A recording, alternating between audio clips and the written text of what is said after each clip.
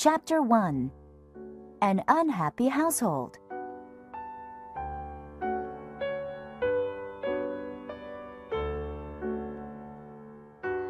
Happy families are all alike, but unhappy families are unhappy in their own unique ways.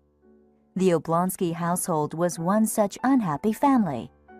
Dolly, the wife, had found out 3 days ago that her husband was having an affair with the French tutor. She announced that she could not go on living in the same house with her husband. She had stayed in her room, and her husband, Prince Stepan Oblonsky, had stayed away from home during the day. Their 5 children ran wild around the house. The cook quit, and the other servants were thinking of doing the same. On the 3rd morning after the quarrel, Prince Oblonsky, who was called Stiva by his friends, woke up on the leather couch in his study. He had just had a wonderful dream, and he was smiling as he reached up for his robe. Suddenly, he realized that he was in his study, and his robe was in his wife's bedroom. The smile on his face vanished. It's all my fault, Stiva thought. Dolly will never forgive me. What have I done? But the real tragedy is that I cannot really be blamed. Stiva remembered how he had come home from the theater 3 nights ago. He had found his wife in their upstairs bedroom with a letter from the French tutor in her hand. The memory of the look of pain on his wife's face and the tears in her eyes still stabbed his heart. The affair with the French tutor was not the first for Stiva. He was 34 years old and was quite handsome and charming. Women younger than his wife were constantly attracted to him. The biggest problem was that he was no longer in love with his wife. She was a good wife and mother, but she was no longer a beautiful young woman.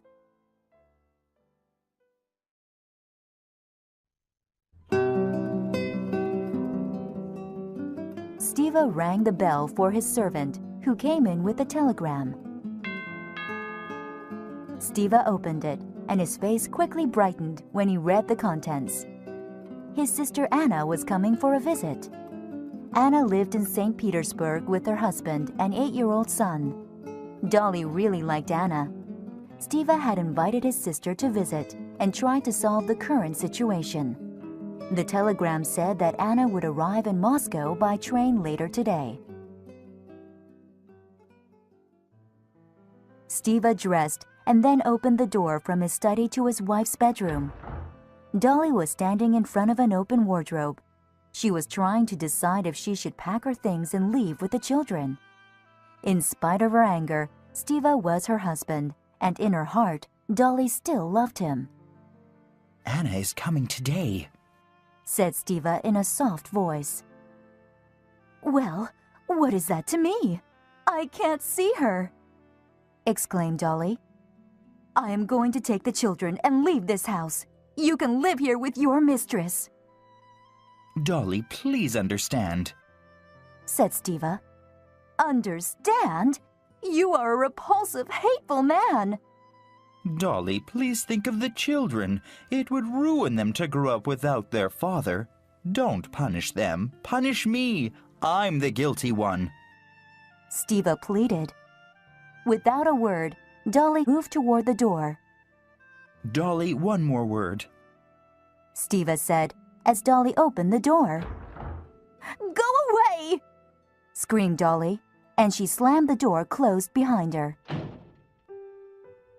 Sadly, Stiva went downstairs and told his servant to prepare a room for Anna.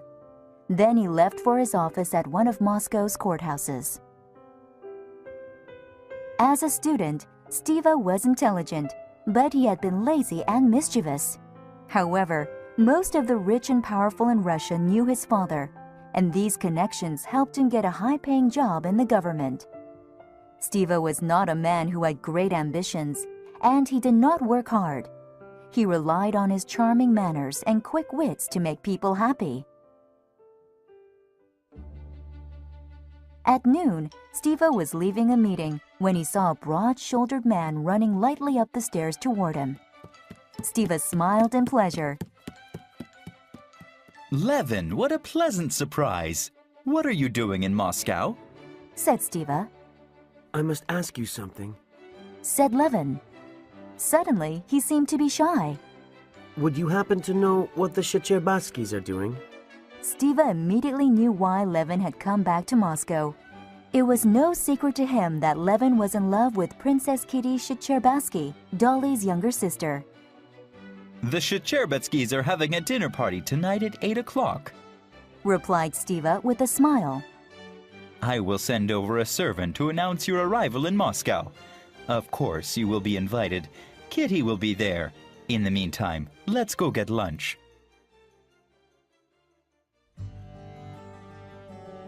Over lunch, Stiva asked, So, why did you stay away from Moscow for so long? And why have you suddenly returned? As you have guessed, I am in love with Kitty. replied Levin. I left Moscow because I thought she would not agree to marry me. Her mother especially doesn't seem to like me. But I couldn't stop thinking about her. Levin sighed. Then he burst out. I've come back to ask Kitty to marry me. Do you think there's any possibility she will say yes? Of course. Said Stiva. Dolly told me that she thinks Kitty loves you. That's wonderful. Cried Levin, who looked both relieved and surprised. There's just one thing you must know. Said Stiva. You have a rival. His name is Count Vronsky. He's a young cavalry officer with many powerful connections. Kitty's mother really likes him, but I am sure that Kitty loves you more. Go to the dinner party early before Vronsky arrives and ask her to marry you. Good luck. Stiva went off to meet Anna at the train station, while Levin went back to his apartment.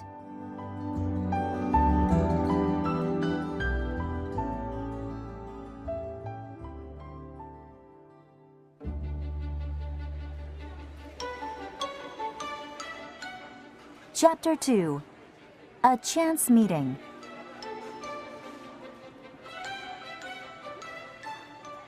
At the train station, Oblonsky met Count Vronsky while waiting for the train from St. Petersburg. Who are you meeting? Asked Vronsky. I've come to meet a pretty woman. Replied Stiva. My sister, Anna. Oh, Karenina's wife. Said Vronsky. Yes, so you know her. No, not really. I don't remember. Said Vronsky. The name Karenina gave him the impression of someone very official and boring. But you must know my respected brother-in-law. He's a high government official. Said Stiva. Yes. Replied Vronsky. I know him by reputation and by sight. I know that he's quite clever and religious. Anyway, I am here to welcome my mother. Their conversation was interrupted by the sound of the train approaching. When it came to a stop, a young guard jumped off near Vronsky. Vronsky asked the guard which carriage the Countess Vronsky was in. The guard pointed, and Vronsky went to the carriage door. Just as he reached it, he stepped aside for a lady getting out. At a glance, Vronsky knew that the lady was very wealthy. He looked closely at her lovely face because he thought he had seen something special there. As he did, she also looked at him and gave him a friendly, curious look. Vronsky nodded and then climbed the steps into the carriage. His mother, an old lady with black eyes and curls, smiled at him with her thin lips. "So, you got my telegram," she said. "Are you well?" Did you have a good journey? Asked Vronsky as he sat down beside her. Just then, the lady Vronsky had seen leaving came back into the carriage, looking confused. "Have you found your brother?" asked Countess Vronsky. Suddenly, Vronsky knew that this was Anna Karenina, Oblonsky's sister. Your brother is just outside. Said Vronsky. Please wait here, and I will call him. Anna smiled and sat next to the Countess. Vronsky left the train and saw Oblonsky through the crowd. He called him over and said, Your sister is sitting next to my mother in this carriage. As soon as Anna saw her brother from the window, She came out of the carriage and ran to him. She threw her arms around him and kissed his cheeks warmly.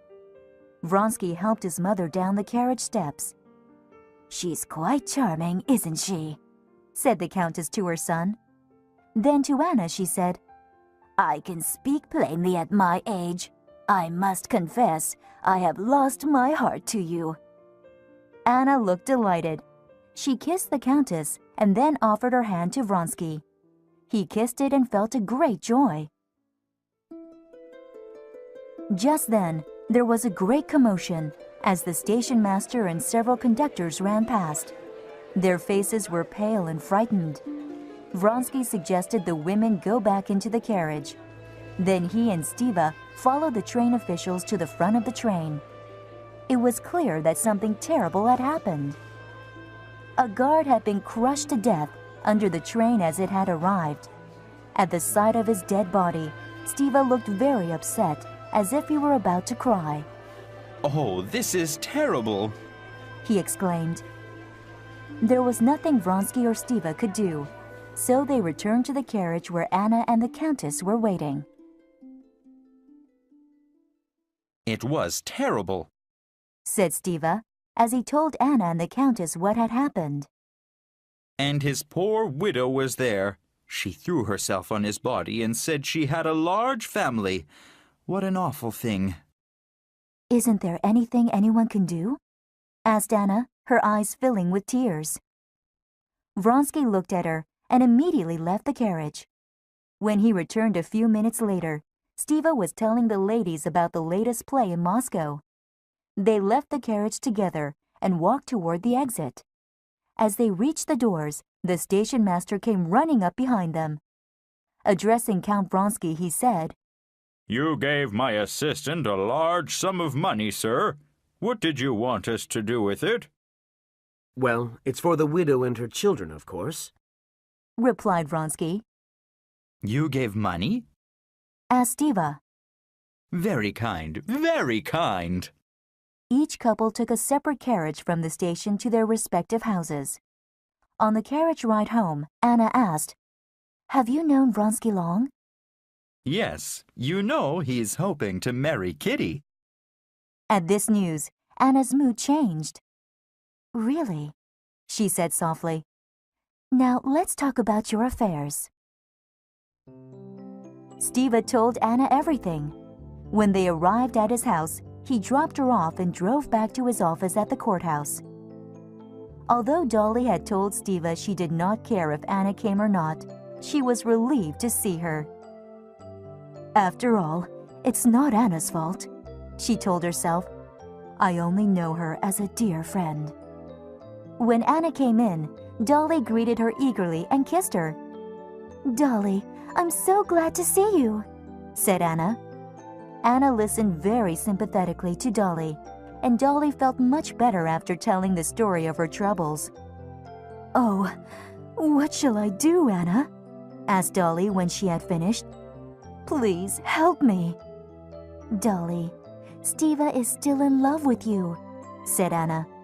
"I am his sister, and I can read his heart. He wasn't in love with the other woman. He didn't betray you in his heart."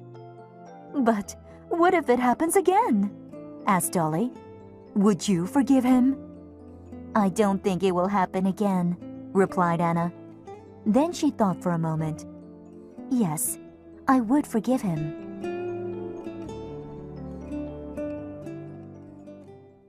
In the end, Anna persuaded Dolly to forgive Stiva. Just after Dolly agreed to forgive her husband, Kitty arrived. She had come over to see her older sister Dolly. Kitty had never formally met Anna, but she knew who she was. Kitty hoped this fashionable woman from St. Petersburg would not think she was a silly young girl. Anna did like Kitty, and they both got along well. All three of them chatted for about an hour. Before Kitty left, she told Anna, "Oh, you must come to the grand ball next week. Many important and fashionable people will be there." "And your Count Vronsky?" asked Anna. Kitty blushed.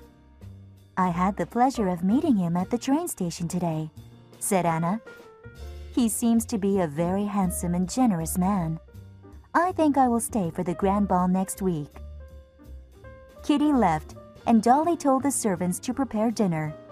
That night, Dolly, Stiva, Anna, and all the children had dinner together. Dolly also called her husband Stiva, which she had not done for 3 days. This pleased Stiva very much, and he was grateful to Anna. Across town, the Shuchabarskys' butler announced Levin's arrival at 7:30. When Kitty heard this, she felt excited but was also afraid. She knew why he had come early. Levin entered the hall and found Kitty standing there alone. He looked at her with excitement, but he was also shy. "My dear Levin, I heard you had returned to Moscow," exclaimed Kitty. "How long will you stay this time?" Well, that depends on you, he said.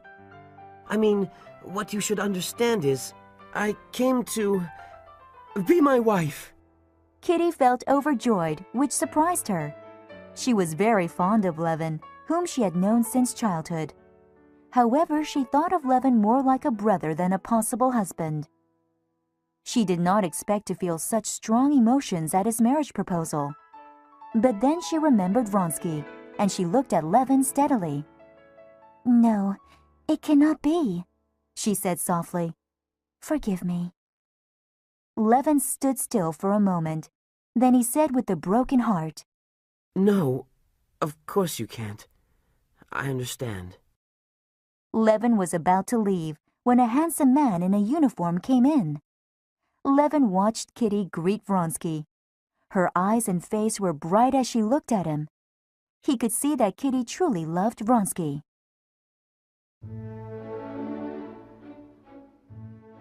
The next week, the grand ball was being held at a large palace in Moscow. As the guests began to arrive, the sounds of their voices and laughter filled the rooms and halls. Kitty and her mother arrived fashionably late. Kitty was the perfect image of beauty in her black dress. Many people looked at her admiringly as she walked up the steps with her mother to the grand ballroom.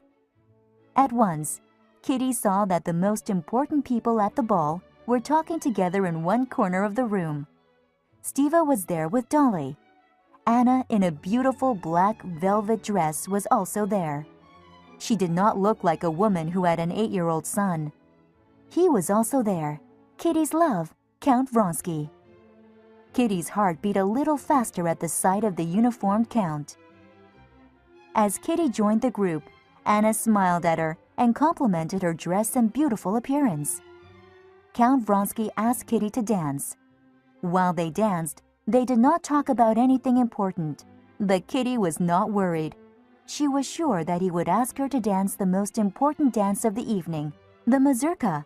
Kitty was sure that Count Vronsky would propose marriage to her at that time.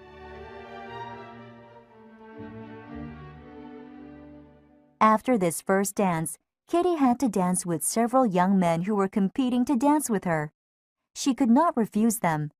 As she danced with one of these young men, she suddenly saw Anna dancing with Count Vronsky next to her. Kitty became slightly alarmed, and she watched Anna and Vronsky closely. Anna was looking up at the Count with bright eyes. Every time he spoke to her, she seemed to be filled with joy, and her eyes became brighter.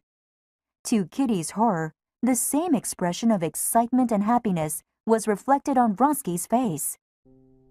When the mazurka finally began, Kitty was asked to dance by an old family friend, Kerensky.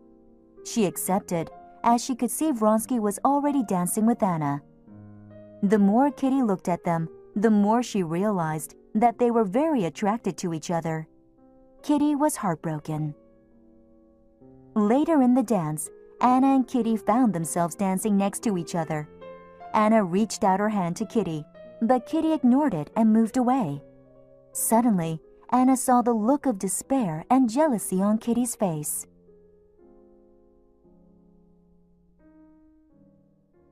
After the dance, Anna told Vronsky she would not stay for dinner. "Thank you for the wonderful time," she said. "Now I must go home and prepare for my journey back home tomorrow." So you really are leaving tomorrow? asked Vronsky. Yes, I must, replied Anna. Her eyes shone and her smile warmed Vronsky's heart. Early the next morning, Anna sent a telegram to her husband, telling him she would leave today for St. Petersburg on the overnight train. I must go, she told Dolly, and I must confess the reason for my sudden departure. I have ruined it for Kitty and Vronsky. She's jealous of me, and I made the ball last night torture for her. But it's really not my fault, or at least just a little bit. You sound like my Steva, exclaimed Dolly. But remember, Anna, I'll always love you as my dearest friend. I won't forget what you did for me. That night, as Anna rode on the train home, she felt relieved and happy to be going home. Soon I will see my son Serioza and my husband, she said to herself. Then my simple life will continue as before.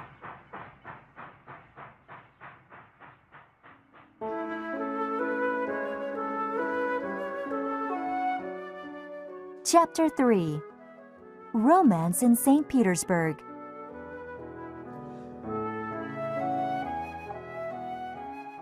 There was a terrible snowstorm outside. Anna tried to read a novel, but she could not concentrate. She listened to the sound of the train and fell asleep. Suddenly, she realized that the train was coming to a stop on the way to St. Petersburg. After a while, a man in a military overcoat approached her. May I assist you, lady? He said. Anna recognized Vronsky as he spoke.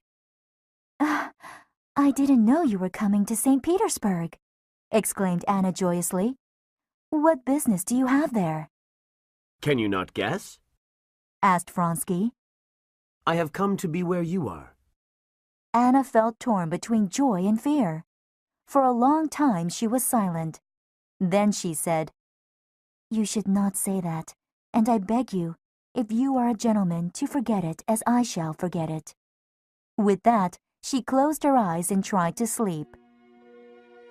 Early the next morning, Alexei Alexandrovich Karenin was waiting for his wife on the train platform. He saw Anna as soon as she stepped from her carriage. Anna also saw her husband immediately. The familiar feeling of dissatisfaction upon seeing her husband arose in Anna. To Anna, her husband was cold, without feeling or passion. Vronsky stepped down from the train and saw Karenin take hold of his wife's arm as if she were a piece of property. For the first time, Vronsky came face to face with the fact that there was a man attached to Anna. He too felt a disagreeable sensation when he saw Karenin. Vronsky approached the couple slowly and said, Did you have a good night? Yes, thank you, replied Anna. Her eyes lit up when she spoke to him. Anna looked at her husband to see if he knew Vronsky. Karenin had an unpleasant look on his face. He disliked the interruption, and he was trying to remember Vronsky's face. This is Count Vronsky, said Anna. I made his acquaintance in Moscow. Ah, we have met before, said Karenin without feeling. I hope I may visit you, said Vronsky, more to Anna than Karenin. We'd be delighted, said Karenin in a cold voice. You may find us home on Mondays. Then he turned, and still holding Anna's arm, they left the station. When Anna and her husband arrived home, Serioza, their son, was very happy to see his mother. Anna told him about her visit to Moscow and gave him some presents. In St. Petersburg, Anna attended operas, balls, and dinner parties with the rich and powerful in Russian society. Count Vronsky's family was one of the richest in Russia, and he also showed up at many of the same events as Anna. He was the commander of an army regiment, and he moved his men to St. Petersburg. Upon her arrival in St. Petersburg, Anna had tried to forget her attraction to Vronsky. However, every time she met him at a dinner party or ball, she was excited and happy to see him. Soon she realized that Vronsky was the main interest in her life. Anna and Vronsky became very good friends and did many things together. Even when Karenin was too busy to go to the theater or other outings, Vronsky would escort Anna. In this way, Anna and Vronsky became lovers. They also became the subject of much gossip among the highest circles of Russian society. Karenin noticed his wife's behavior. He was very worried about what other people might think of him. However, he was not a bold man, so he decided the best way for him to deal with the situation was to ignore it.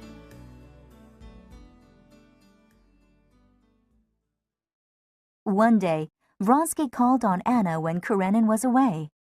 He found her on the back porch of her house. Her lovely face looked red and hot. "What's the matter?" asked Vronsky. "Are you ill?" "No," said Anna. "I'm pregnant. It's your child." Vronsky turned pale. "We must put an end to our secrecy. Ask your husband for a divorce, and we will get married," he said. "He would never agree to that," replied Anna. "He will not allow me to disgrace his family name." "We have to tell him," said Vronsky. "We cannot continue like this." "And then what will we do?" asked Anna. "Run away?" Vronsky thought for a moment.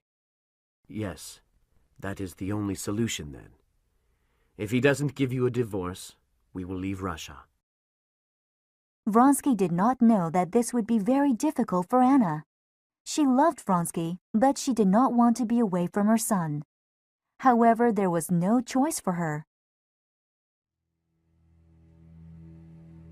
When Anna told her husband she loved Vronsky, Karenin was horrified. Until now, he had tried to ignore his wife's relationship with Vronsky.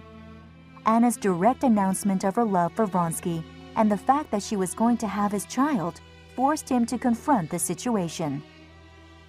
Karenin sent his wife to their summer house outside Moscow. He told her he needed time to think. After much thought in his calculating way, Karenin decided that he should force Anna to remain with him. I must not be unhappy, but also Anna should not be happy. He thought. This is the best solution. I am not getting rid of a guilty wife, but am giving her a chance to mend her ways. He quickly wrote a letter to Anna. Whatever your behavior has been, I do not think that I have the right to cut the bonds that God has made between us. The family cannot be broken because of the sin of one of the partners. Our life must continue as before. I am sure you regret your behavior and will not continue with it. If you do, I am sure you can imagine what the future will hold for you and your son. I ask you to return to our home in St. Petersburg as soon as possible. Karenin. Anna returned home as her husband had instructed. She felt helpless in her current situation. My life was miserable before, thought Anna. What will it be like now that Karenin knows I was unfaithful? And what about the baby? Anna and her husband lived in the same house, and they met every day for dinner so that the servants would not gossip. However, Anna continued to see Vronsky away from the house. Karenin knew this. He only told Anna that Vronsky was not welcome at the house. One day, Vronsky received a note from Anna. I feel sick and unhappy. I cannot leave the house, but I want to see you very much. Come by before 10. My husband will be busy in a meeting until then. Vronsky was tired, so he lay down to take a nap. He had a strange dream about a dirty old peasant who was bending over and talking to himself in French. This dream frightened Vronsky, but when he woke up, he thought that he was being very silly. Then he looked at his watch and saw that it was 8 o'clock. He would have to hurry to meet Anna before her husband came back home. When Vronsky knocked on Anna's front door, the servant opened it and gave him a surprised look. Then it was Vronsky's turn to be surprised as Karenin appeared. Karenin stopped and looked at Vronsky with a stern look of disapproval. Then he stepped outside and made his way to a waiting carriage, acting as if Vronsky were not there. If he fought me, I could do something. Thought Vronsky. But he makes me feel like a snake in the grass. Vronsky went inside the house and found Anna in the hall. What was your husband doing here? Asked Vronsky.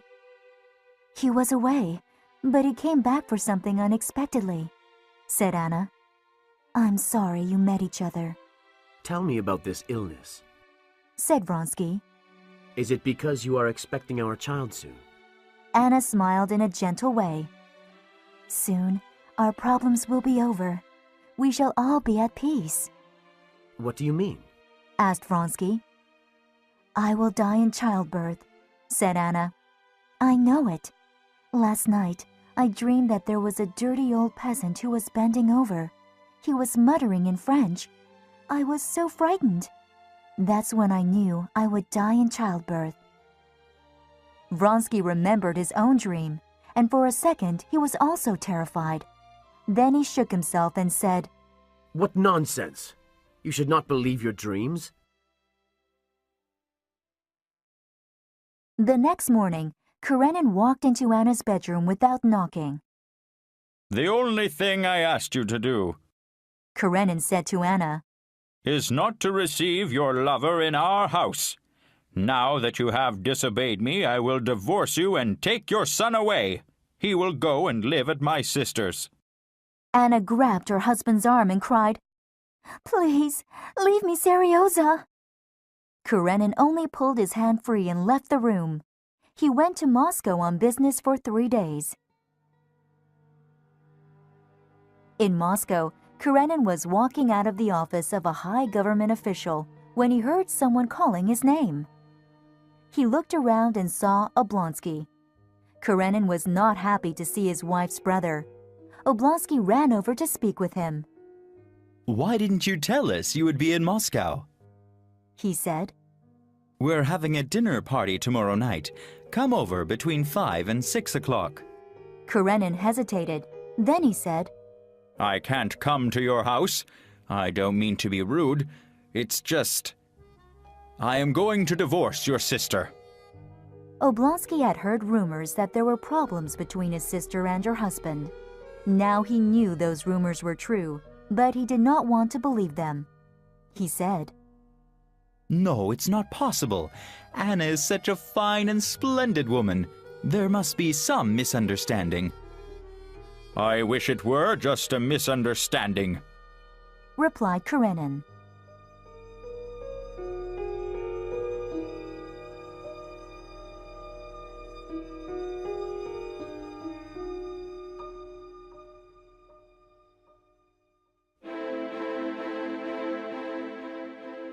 Chapter 4.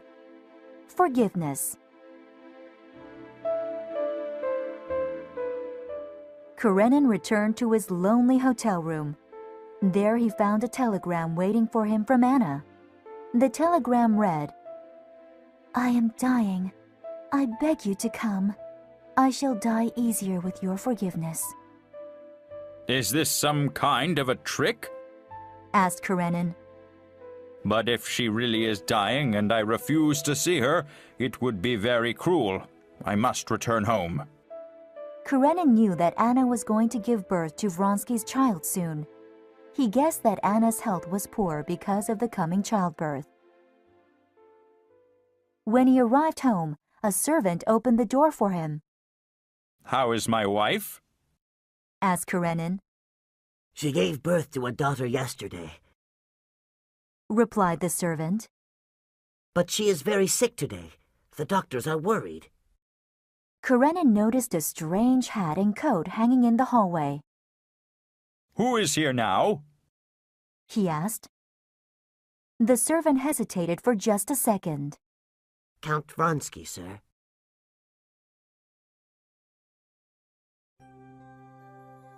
Karenin went upstairs and found Vronsky sitting outside his wife's bedroom.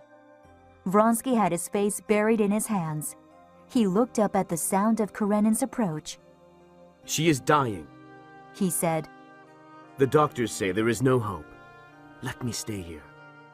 Karenin turned away without speaking. He went into Anna's room. She lay on her side, facing the door with shining eyes. "Come here, Alexei," she said. "I do not have much time. The fever will come back, and I will die soon." Karenin knelt down beside Anna's bed. He took her warm hand in his own and put his other hand on her forehead. He could feel the fever burning like a furnace under her pale white skin. "Stay a little, Alexei," said Anna. "There is something I must tell you. There is another woman inside of me. I am afraid of her. She is the one who fell in love with that man. I'm not that woman. I am my true self now. I'm dying. I know I am. There is only one thing that I want. Forgive me. Please forgive me completely." A warm feeling of love, compassion, and forgiveness filled Karenin. He laid his head on Anna's chest, which burned like fire through her shirt, and he cried. Anna saw Vronsky standing at the door. "Why doesn't he come in?" she said. Come in. Alexei, give him your hand." Vronsky came in and stood by Anna's bed. "Give him your hand," said Anna to her husband. "Forgive him." Karenin held out his hand, not even trying to stop the tears that flowed down his cheeks. "Ah, thank God, thank God," cried Anna. "Now everything is done. I can die now. Oh God, when will the pain end?" Later, the doctor came and told Karenin that almost all patients with Anna's condition died. He did not expect her to live through the night. However, the next morning, Anna's condition had not changed. The doctor said there might be some hope. Karenin went into the small room where Vronsky had sat up all night. He took a chair opposite his rival. I had decided on a divorce because I wanted to punish her and you, said Karenin. When I got her telegram, I came home with many feelings. I admit I even wanted her to die, but I saw her and I forgave her. My duty is clear. I should stay with her, and I will. If she wants to see you, I will let you know. However, I think it is best that you leave now. Vronsky could not understand how Karenin could be so calm and forgiving. Now he seemed like a noble gentleman, kind, honorable, and a better man than Vronsky. As he made his way from Karenin's house to his own home, Vronsky felt a deep sense of shame, humiliation, and guilt. He tried to sleep, but he could not. He had recently been offered an important position in Tashkent, but this was nothing to him now. Anna was gone, and he had been shamed by her husband. Am I going mad? He thought to himself. This is how people commit suicide. Vronsky went to his desk and took out a pistol. Then he pointed it at his chest and fired. As he sank to the floor, he felt no pain. He saw the blood on the carpet and realized he had shot himself. Fool! He thought. I missed. Then everything went black. His servant, who had heard the shot, ran in the room. Seeing the situation, he ran for the doctor. Vronsky was laid on the bed with a serious wound to his chest, but his heart still beat strongly. Karenin had completely forgiven Anna. He pitied Vronsky, especially after he heard that Vronsky had tried to kill himself. He also pitied his son, Seryoza, in whom he had not shown much interest. As time went by, Anna became better. Karenin noticed that she was afraid of him and would avoid him if possible. Since becoming well, Anna had forgotten what she had said to Karenin. She wanted to see Vronsky, who was recovering. However, she felt a deep shame whenever she thought of her husband. Finally, she sent for her brother Oblonsky. When Oblonsky met Anna, he said, I know it's hard, but you must cheer up.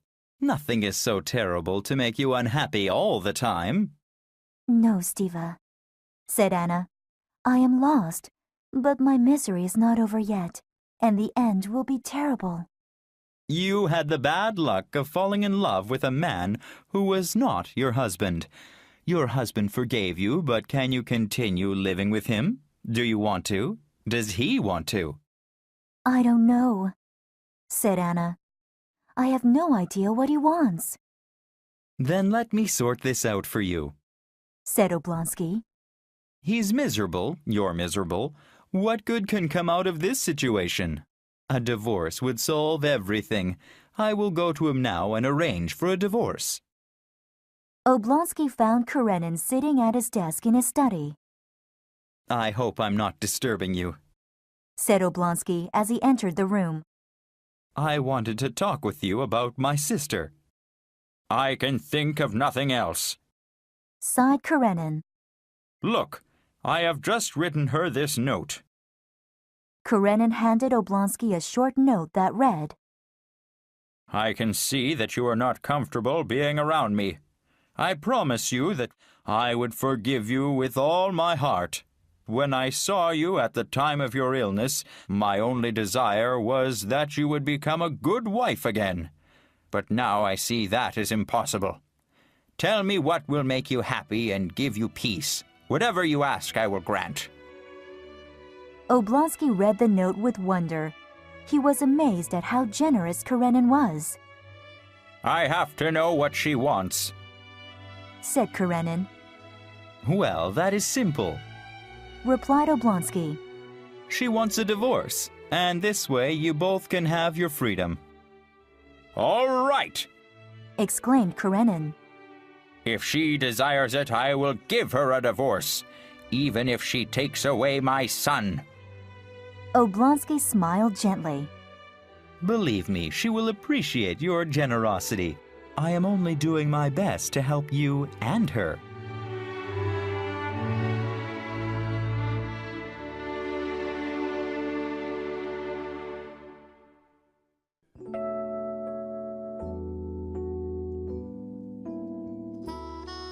Chapter 5.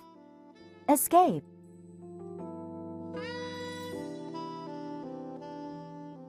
Vronsky had lain in bed on the edge of death for several days after he shot himself. Slowly he recovered. When he was well enough to move around, he decided to give up Anna. The only problem was that he could not remove the sadness from his heart whenever he thought of her. So when Vronsky heard from Anna's best friend, Princess Betsy, that Karenin had agreed to a divorce, he went straight over to Anna's house. Without caring if he ran into Karenin, he went to Anna's room, opened the door, and took her into his arms. He showered her face, neck, and shoulders with kisses. We will go to Europe and leave all this behind us, he told Anna. Anna trembled with excitement and fear. Can we really live as husband and wife? She said. Stiva told me that my husband had agreed to a divorce. Will he really give up Seryoza? Do not worry about that now. Do not think of it, replied Vronsky. Oh, I wish I had died, said Anna as tears streamed down her beautiful face. It would have been easier, but I am so happy to see you again. Vronsky never dreamed that he would resign from the military so quickly. That day he did so without hesitation. In a week, he arranged for Anna and their daughter to leave St. Petersburg. They left for Italy, thinking that Karenin would arrange for the divorce in their absence. For 3 months, Vronsky and Anna traveled through Europe. Finally, they bought a modest house in a small Italian town and lived there for 3 months. Anna was the happiest she had ever been in her life. Her health recovered completely, and the more she learned about Vronsky, the more she loved him. She had him all to herself at last, and his presence was a constant source of joy to her. Anna did not allow thoughts of her suffering husband or abandoned son to ruin her happiness. She had grown very fond of her daughter Annie. During these 3 months, she rarely thought about Serioza. Vronsky also felt a joyous sense of freedom in having left the army and his social circles. He was happy at first, but as the weeks passed, he became restless. He had no job and no official duties to fill the day with, so they decided to move to Vronsky's large family estate in the countryside near St. Petersburg. But first, they planned to stop in that city so that Anna could visit her son. When Anna left him, Karenin became very unhappy. He could not understand how he could be alone and sad after forgiving his wife and her lover. In addition, he felt humiliated when he went out. He was sure that people were talking about him and laughing. A few days after Anna left, he received a bill from a hat store that Anna had forgotten to pay. When he saw it, an overpowering sense of loss came over him. He sat down and started to cry. There was one person in St. Petersburg who cared for Karenin. She was Countess Lydia Ivanova. She was a deeply religious woman who married quite young. However, her husband had left her after only 2 months. When she heard that Anna had gone, she pitied Karenin deeply. Now that Anna was gone, she decided to visit Karenin on the same day that he wept alone in his study. That was where she found Karenin, sitting with his head in both hands. "I have heard everything," said Lydia as she took one of Karenin's hands into hers. "My dear friend, your sorrow is great, but you must be strong." Karenin looked up at Lydia with tears in his eyes. "It's not the loss that troubles me most," said Karenin. "I feel humiliated. Also, I find myself spending all day dealing with household matters, making arrangements for the servants and my son and paying the bills." "I understand, my dear friend," said Lydia. "You need a woman's hand in your household. Will you trust me to manage your domestic affairs?" Silently and gratefully, Karenin pressed Lydia's hand. "I will be your housekeeper," said Lydia. "We will take care of Serioza together. Don't thank me, but thank him. Only in him can we find peace, comfort, and love." "I am very grateful to you," Karenin said. Lydia smiled and patted his hands. Then she went to Serioza and took him in her arms. She told him that his father was a saint and that his mother was dead. When Lydia heard that Anna and Vronsky had returned to St. Petersburg, she was horrified. She felt that Karenin must be protected from seeing that awful woman. He must not even know that she had come back. The next day, Lydia received a note from Anna. It read, "My dear Countess, I am very unhappy at being apart from my son and would very much like to see him before I leave St. Petersburg. I am writing to you instead of my husband because I do not wish to make him suffer by seeing me. Knowing your friendship with him, I am sure you will understand. Will you send Serioza to me, or should I come to the house at a time when Karenin will be away? I am very grateful for your help. Anna." Lydia was very annoyed by Anna's note. She decided to ignore Anna's desire not to involve Karenin. When Karenin arrived, Lydia showed him Anna's note. He read it carefully and then said, "I do not think I have the right to refuse her." "My dear friend, you do not see the evil in anyone," exclaimed Lydia. "I have forgiven her," replied Karenin. "I cannot refuse her love for her son." "But is it really love?" asked Lydia. "Can she be sincere in love? And should we allow her to play with the feelings of the boy? He thinks she is dead, and he prays for her. Imagine his shock if he were to see her," "I had not thought of that," said Karenin. "If you will accept my advice, I suggest you deny her the right to visit the boy," said Lydia. "With your permission, I will write a reply saying so." Karenin reluctantly agreed, and the Countess wrote a note to Anna that read, "Madame, to remind your son of you will probably cause him to ask questions that would be difficult to answer. It is therefore better if he did not see you. May God have mercy on you. Countess Lydia." Anna's response to Lydia's letter was one of anger. She decided that she would go visit her son the next day, which happened to be his birthday. She went in the morning when she knew Serioza would still be in his room. The servant who answered the door was surprised but said nothing. Anna went straight to her son's room. She found him sleeping. "Serioza," she whispered as she thought, "how much he has changed. He's much taller and thinner now." But he was the same Serioza, her dear son. He raised himself and shook his head as if he were dreaming. He looked at his mother with confusion for a few seconds. Then his mouth split into a huge smile that flashed his white teeth. With joyous eyes, he fell forward into his mother's arms.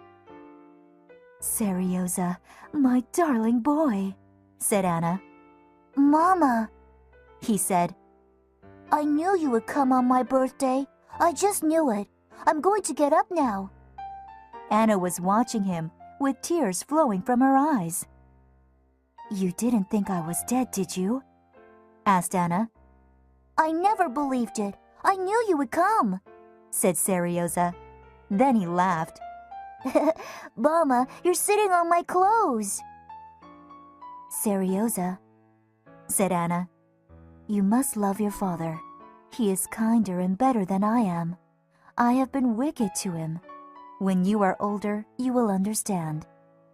"No one is better than you," cried Serioza. Suddenly, the door opened and Karenin came in. He stopped at the sight of Anna, but he showed no emotion. Serioza sat back on the bed and began to cry. Anna kissed his wet face and turned to go. Karenin moved back and bowed his head as she passed.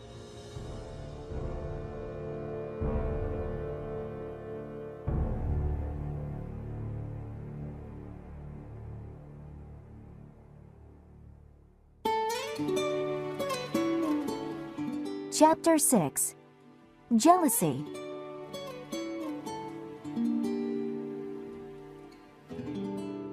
Once back in her hotel room from Karenin's house, Anna cried uncontrollably.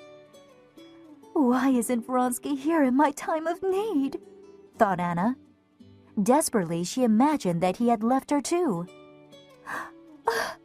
"I am all alone in the world," she cried.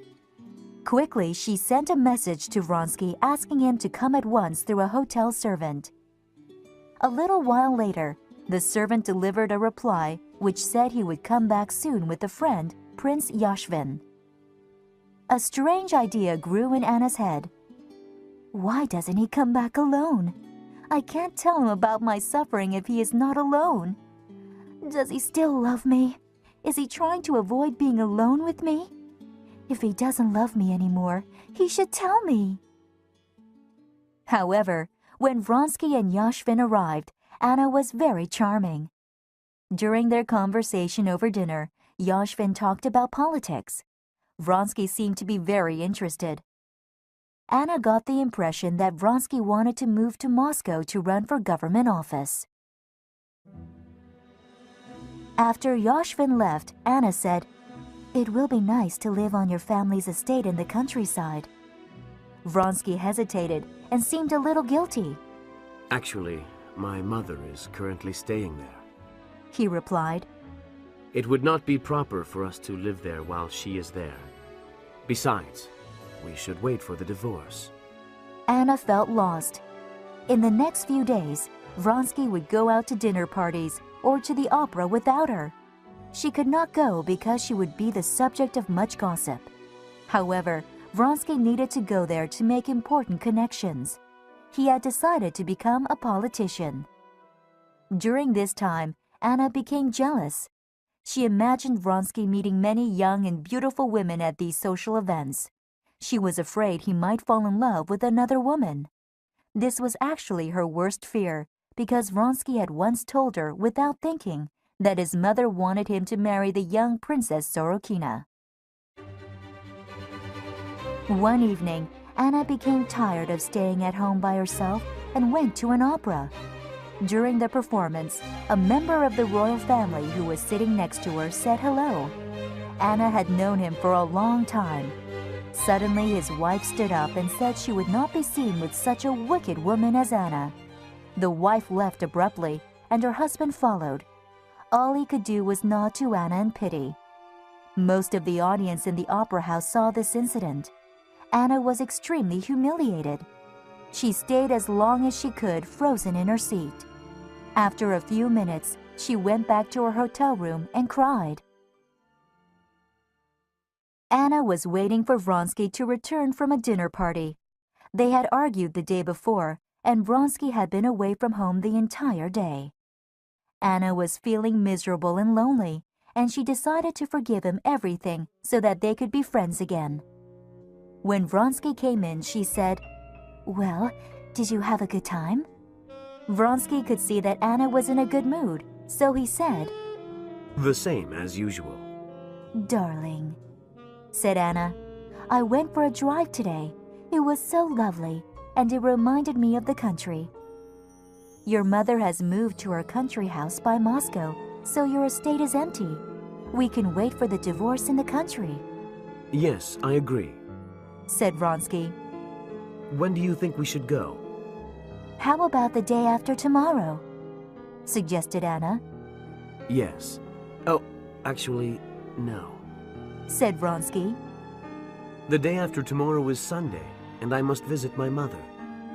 He felt a little embarrassed because Anna was looking at him suspiciously. "You could go there tomorrow," Anna said. No, I'm going to my mother's on business, to take some money from her. Replied Vronsky. It won't be ready by tomorrow. "Well then, we won't go to the country at all," said Anna. Why not? Asked Vronsky in surprise. We can go there in a few days. "No," said Anna. "If you loved me, you would want to go immediately. And if you don't love me anymore, it would be better and more honest to say so," Wait, he said. I don't understand.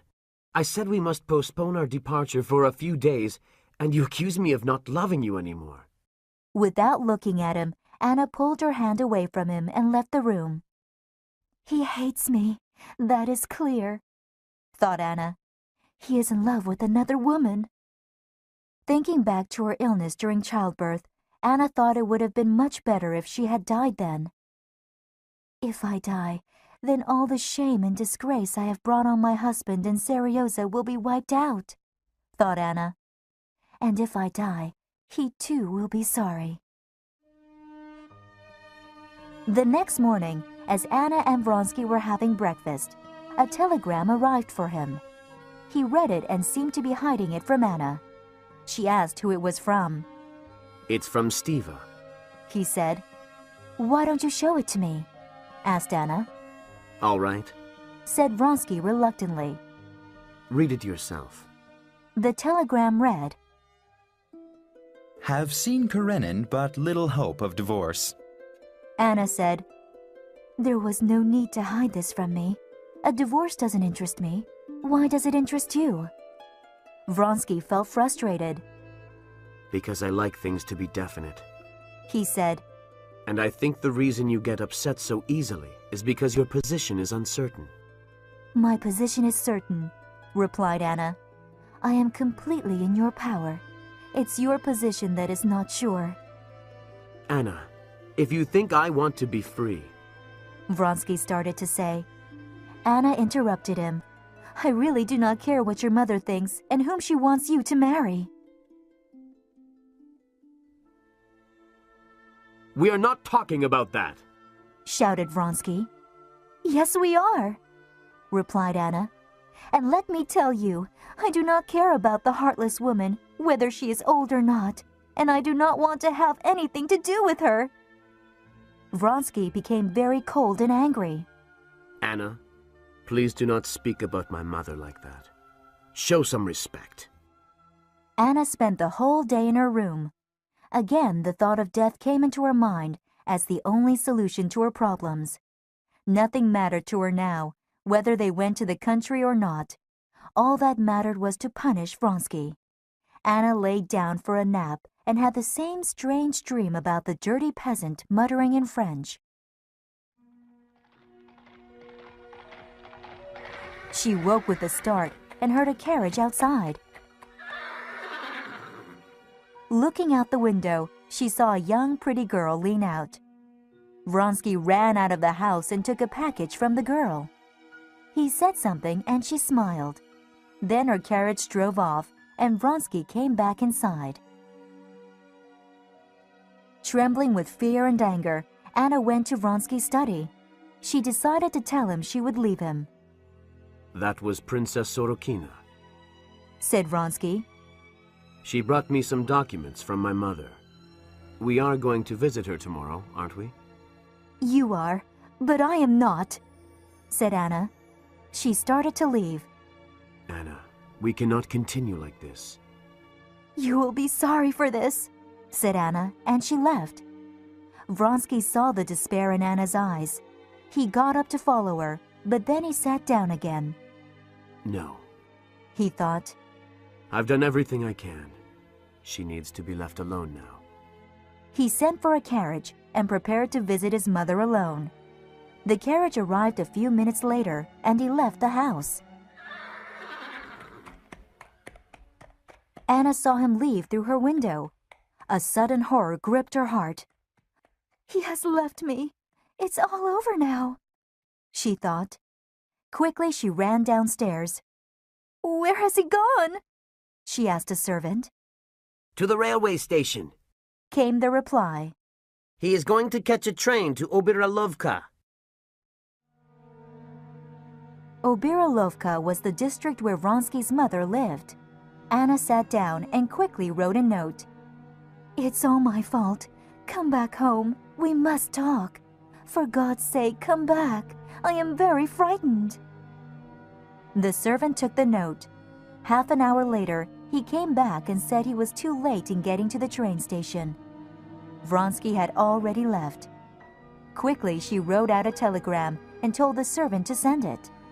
It read, I absolutely must talk to you. Come home at once. I must go there right now to talk to him, Anna thought. She looked at the railway time schedule and saw that a train left for Obiralovka in an hour. She sent for a carriage and went to the train station. On the way, she looked at the people on the streets. Their lives seemed meaningless to her. At the station, the coachman asked, Should I buy a ticket to Obiralovka for you? Yes, said Anna. She looked at the other people waiting for the train and did not like any of them. When she got her ticket, Anna boarded the train. She thought the other people in the carriage were looking at her in a strange and unpleasant way. Anna looked out the window and saw a dirty old peasant bending down and looking at the carriage wheels. There's something familiar about that peasant, thought Anna. Then the train started. When she arrived in Obiralovka, Anna got out and asked the telegram clerk if there was a note from Count Vronsky for her. Yes, ma'am, replied the clerk. I just got it. Here it is. Actually, Count Vronsky's coachman was just here to pick up Princess Sorokina. Anna read the note that Vronsky had written carelessly. It read, Just received your telegram. I cannot return until 10. Yes, this is what I expected, thought Anna. She thought how awkward it would be to walk into Vronsky's mother's house with Princess Sorokina there. Oh, where shall I go? She thought as she wandered down the platform.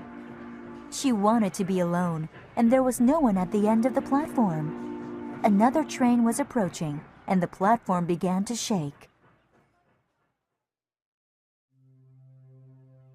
Suddenly, Anna remembered the man who had been run over by a train on the day she met Vronsky. Now she knew what she had to do. Quickly, she walked down the steps to the tracks. She looked at the wheels of the approaching train. There, she thought. There in the middle between the wheels. I will kneel down there. I will punish him and escape from my pitiful existence. Anna missed the first carriage, but on the second, she dropped to her knees. As soon as the wheels of this carriage passed, she knelt forward over the rail. At that same moment, she was filled with horror at the thought of what she was doing. Where am I? What am I doing? Why? She suddenly thought. She tried to get up and throw herself back, but something huge struck her on the back of her head. It dragged her along the rail and pushed her down. God, forgive me for everything, she thought. A dirty peasant working on the rails on the other side of the train was talking to himself quietly. He did not see Anna as she was pushed along the opposite rail. The light inside her mind, by which she had viewed all her troubles, all her lies, sorrow, and evil, suddenly became very bright. For the first time, she clearly saw everything that had been hidden from her in darkness. But just as quickly, that light grew dim and was lost forever.